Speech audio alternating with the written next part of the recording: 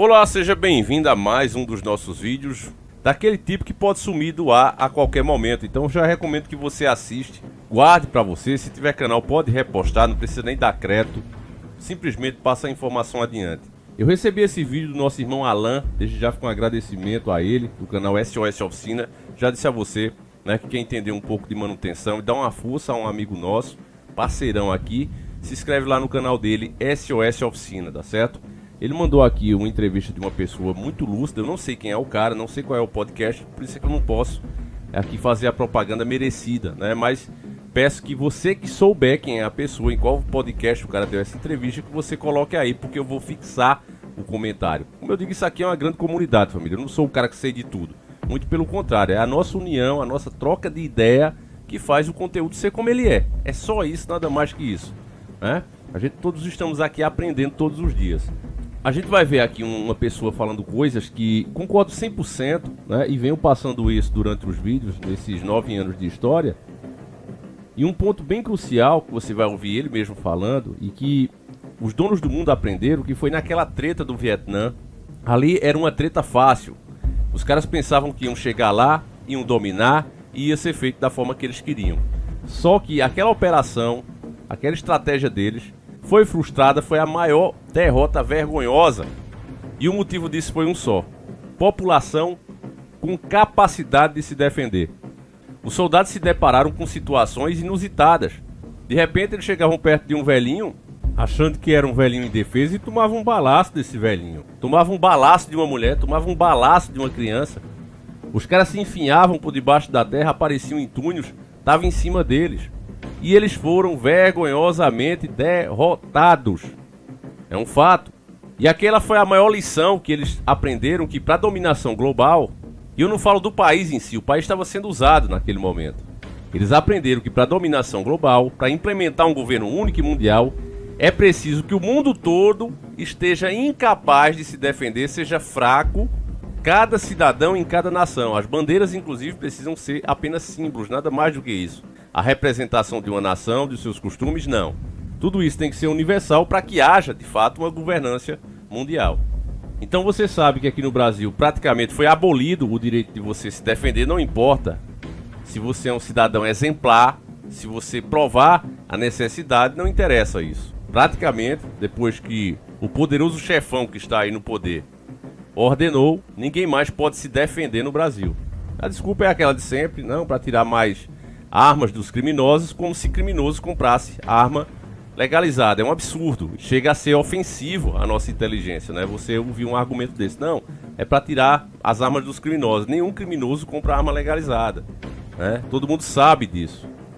Mas enfim, eu quero que você preste o máximo de atenção, porque você vai ouvir muitas verdades nesses próximos minutos agora que se segue com a entrevista. Em seguida a gente volta para finalizar. Vamos lá. Feito para tirar arma de bandido. Certo. Esse é o primeiro ponto. O segundo, que ele também não foi feito para combater o homicídio eventual. Então resta para a gente entender para que serve o Estatuto de Desarmamento. E a partir de agora isso pode ser um divisor de águas na sua vida, como foi na minha. Porque a partir do momento que você entendeu o que eu vou te falar agora, você não dorme mais tranquilo. Não só na minha, mas de muitas de todo mundo que está ouvindo. Todo mundo que está assistindo a gente, né? Então o que acontece, cara? Se você estudar a história, você vai ver que desde a época da Bíblia, toda vez que um povo ia ser escravizado, ele era desarmado. Todas as ditaduras, o último arrasto, a última coisa que fizeram, o último degrau para implantar uma ditadura terrível foi o desarmamento. Todas. Na Alemanha nazista, Rússia, China, Cuba, Coreia do Norte, Venezuela aqui perto. Interessante que o mesmo modus operandi da Venezuela é o do Brasil. Quem fez o desarmamento na Venezuela foi uma ONG brasileira, Viva Rio. Agora, a Argentina, percebo que é a mesma estética na Argentina, o estádio de futebol com armas e o imã gigante pegando armas. E aí você começa a entender que o Estatuto de Desarmamento realmente não foi feito para desarmar o bandido, foi feito para transformar você em escravo. Você desarma a população antes de escravizar ela. Porque a hora que seu filho tiver que comer resto de cachorro morto na rua, você não vai se contentar em não reagir.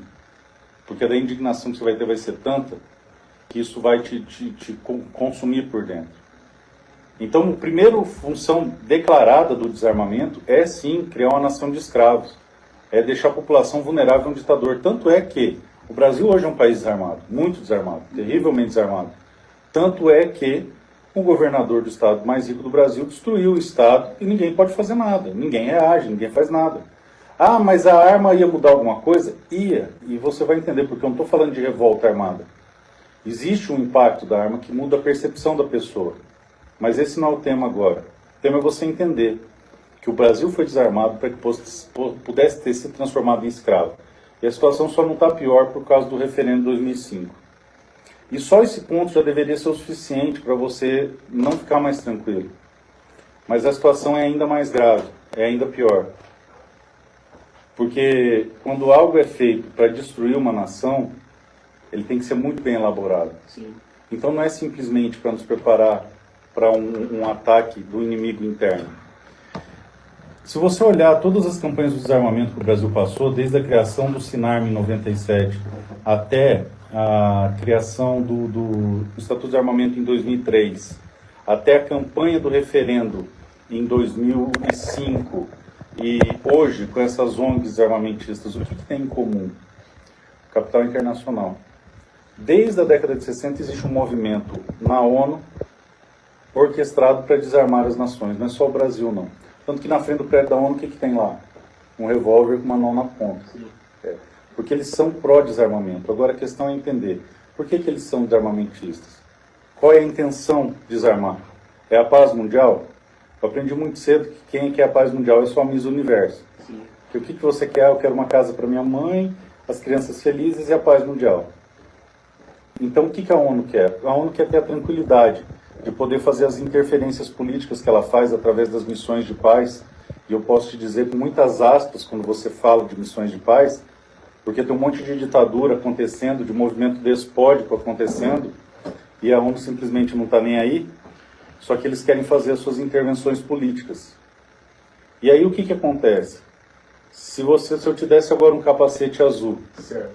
e você fosse comandar uma missão de paz, você não ia levar nem flores nem livros. Não. Você ia levar um 556 e alguns blindados. Alguma coisa para se proteger, né? Você ia preferir pacificar São Paulo ou Texas? Bom, essa é uma questão que eu falo para você. Aí você pega muita gente de calça curta nessa questão. Você né? entendeu? Entendi. Meu amigo, no Texas, atrás de cada moita, cada árvore, cada barranco, tem um redneck, um caipira, que atira de R-15 desde os seus 5 anos de idade, com a arma que ele ganhou para matar esquilo. Já cresceu com aquilo. Os clubes de caça americanos são um contingente maior do que qualquer exército do mundo. Eu pergunto, quem que vai entrar lá? Por que a Alemanha não entrou na Suíça? Por que o Vietnã, a guerra não acabou nunca? Porque os caras saíram do buraco, cara. Cada homem é um soldado. Nos Estados Unidos, cada homem é um soldado. E aqui no Brasil, não. E um país continental como o Brasil não tem como defender seu território só com a força oficial. Porque é muito grande. E aí você desarma essa população. E sabe qual que é o resultado prático disso? O resultado prático disso é o Macron falando que nossa casa pega fogo, se referindo à nossa casa e não a dele. Sim. Enquanto ele destrói a Amazônia lá na Guiana, desmatando e garimpando, ele está de olho na nossa aqui. Com certeza. O Biden fala que alguma coisa tem que ser feita em relação à Amazônia. O que tem que ser feito? Eles querem tomar isso aqui da gente. E não é para proteger as girafas que tem na Amazônia, não. Nem os elefantes e os ursos polares que lá habitam. Eles querem os minérios, lá tem muito ouro, terras raras, riqueza Tem biológica. interesse por trás disso, né? Muito simples. E aí o negócio é o seguinte, você começa a entender que realmente o Estatuto de Desarmamento não foi feito para desarmar o bandido, foi feito para deixar você vulnerável a um inimigo interno e um inimigo externo. E isso é muito grave. Sim. É exatamente isso, meus irmãos. O cara disse tudo. Em 5 minutos esse cara falou tudo. Resumiu muito bem. Eu, desde pequeno, vocês sabem que eu moro aqui no Nordeste, né? E quando eu me lembro do meu tempo de infância, bem pequeno mesmo, eu lembro como as coisas eram diferentes. As pessoas tinham o direito de andarem com sua defesa, a proteção da sua família na cintura. E eu me lembro, inclusive, da forma respeitosa que os policiais, quando precisavam falar com o cidadão, como eles chegavam. Bom dia, senhores. Olha, a gente precisa aqui que vocês colaborem com o nosso trabalho. E a população toda de bem colaborava e, se pudesse, até ajudava os policiais. Era sempre assim que rolava as coisas. Era altamente respeitoso, diferente de agora. Agora o cidadão não tem direito à defesa. Ele é esculachado muitas vezes, porque sempre tem um mau profissional em todas as áreas, não é só policial, tem em todas as áreas. Então o cara chega, esculacha com o cidadão. Teve um elemento aqui da cidade mesmo, que ele já chegou chutando o rapaz, toma um soco na boca e depois ele e o outro policial lixam o rapaz. Nem vou colocar aqui porque o YouTube vai censurar porque é muito violento. Eu digo pra vocês, esse mau profissional não teria feito isso se soubesse que todos os outros homens que estavam ali têm o direito à defesa. Então não é a questão de usar, Davi. Então você tá dizendo que é pra usar. Não tô dizendo isso. Eu tô dizendo com todas as palavras, porque aqui eu não escondo o que eu penso, que se o cara sabe que você tem o direito à sua defesa e ela tá aí na sua cinturinha, legalizada, bonitinha, ele vai tratar você com mais respeito. Isso eu garanto a você. Essa história de chegar 2 indivíduos, 3 indivíduos e fazer de palhaço 10, 20 homens acaba na hora. Você não tenha dúvida disso. Seja má profissional, seja bandido, seja quem for. Cada cidadão de bem que ganha o direito à defesa, ele é mais um agente de segurança.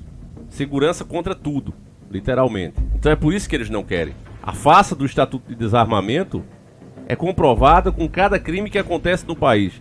O Brasil, ele tem números de país, anote bem esse dado, ele tem números de país que vivem treta. Nós temos uma verdadeira treta civil, a palavra é outra. Começa com G, termina com Rá, você sabe o que é.